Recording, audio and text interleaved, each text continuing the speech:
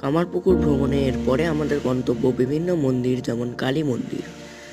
এই যে আপনারা দেখতে পাচ্ছেন রামকৃষ্ণ দেবের স্মৃতি বিজড়িত কালী মন্দির।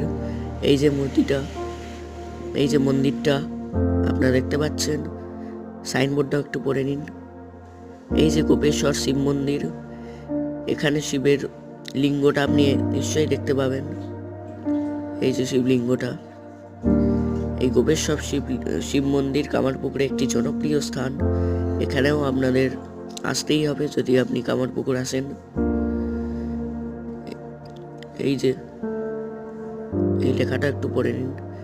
এই যে এই কালী মূর্তিটাও দেখুন, এটাও কামারপুকুরে আপনি পাবেন। এই পুকুরের নামেই কামারপুকুরের নাম, কামারপুকুর হয়েছে। আপনার এই পুকুরটা দেখে নিন, এটা কামারদের।